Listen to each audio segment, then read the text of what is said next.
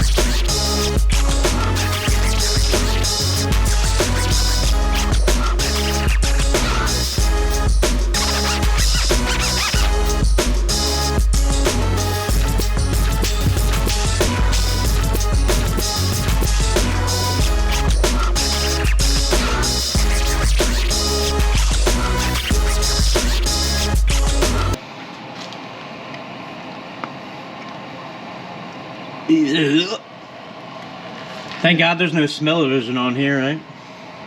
It actually don't smell that bad, believe it or not. Like you would expect it to smell burnt or something.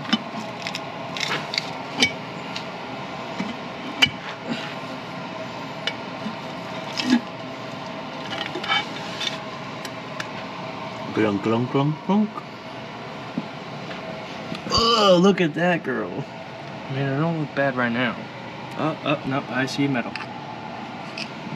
Oh. That's a pinion tooth. Oh. That's a pinion tooth. Oh. Yeah, but you finally saw it. Yeah. You finally saw it. Yeah, I think we need to re-gear it, but that's fucked. Holy fuck, that's fucked. Oh, that's smooth, boy. Look at her. That is so bad. That's what happens when you meet the end of that rope, I guess. That Yankum rope really does the job. It's you. Fuck me. Look like we're going to start. It's still spinning. It's still. Oh my God! There's another piece missing. Oh, bud, that's moving. I don't think that's supposed to move, guys.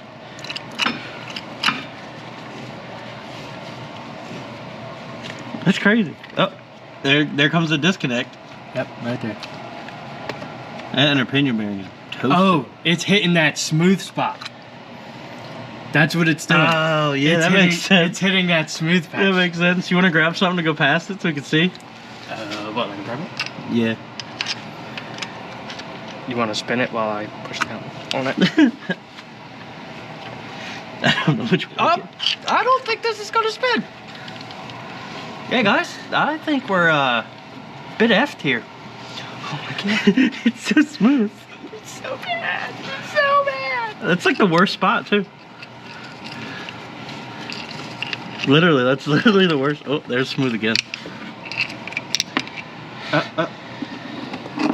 that bearing? That's a pinion tooth. Oh, okay. Or no, my bad, a ring gear tooth. Oh yeah, that's a solid piece of metal right there, guys. I guess that's what happens when you have a tuned 4.0, putting down a bunch of power. Oh my god.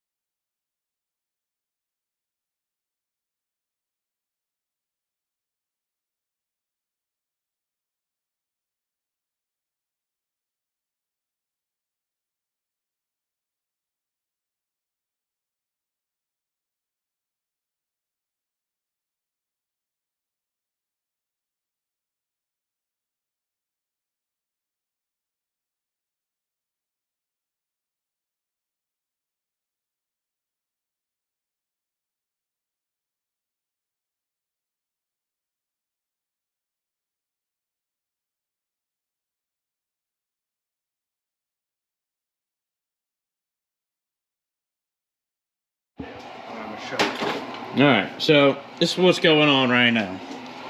This is the trail forged over the axle track bar. And it mounts somewhat like that. Essentially, it has these bolt holes right here that you line up to the original sway bar bracket. And you bolt it together, and that's what apparently is supposedly going to line it up. And then, what you do, if I get the light over here without blinding you guys, you line it up right down here, and then right here on the coil bucket, this tab is supposed to sit there, and you basically just kind of weld down here, you weld around that tab that goes to the coil bucket, and you bolt it up with a sway bar, and that's how you do it. Seems like it's going to be pretty simple, but it's going to be a huge upgrade on the WJ. Ready to see how it feels already.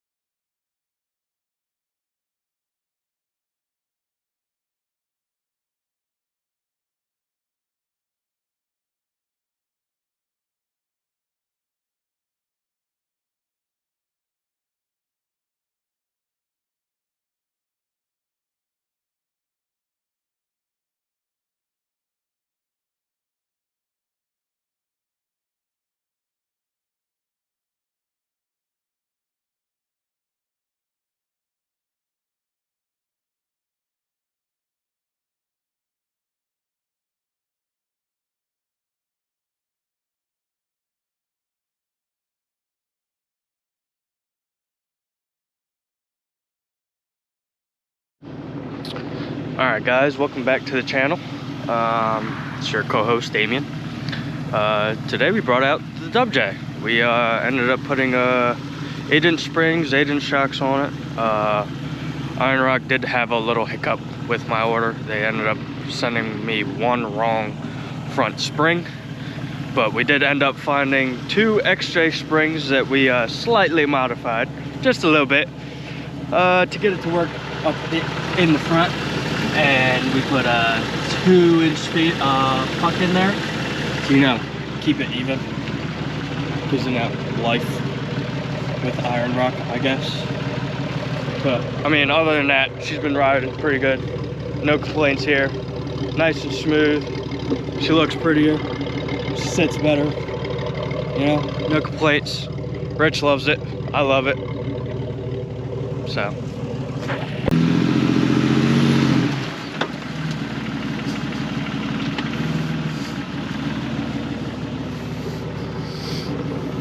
She's a little tilty. That's what it is, though. Sheesh! Look at that girl. Look at that girl. Iron strength. Look at that girl. She tucked too. She tucked. Yo, front diff, straight though.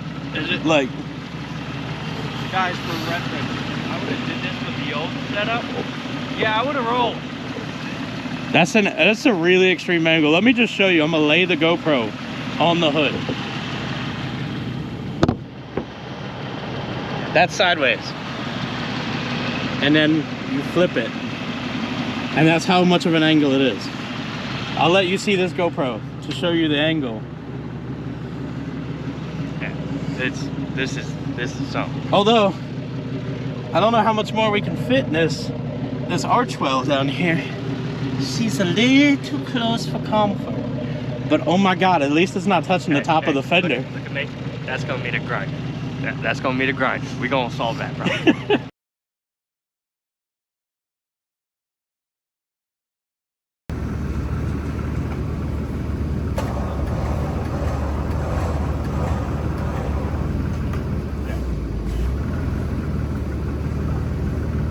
I ain't gonna be able to do both of these. Keep one in the shuttle.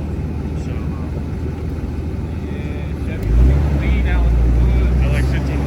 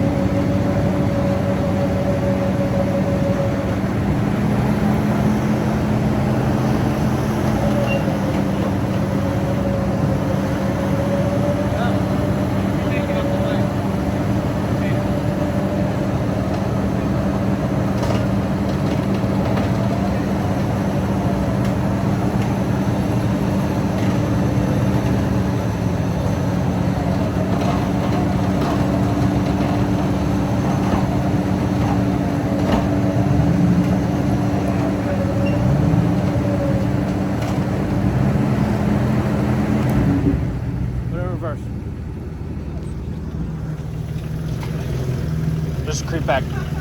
Keep going.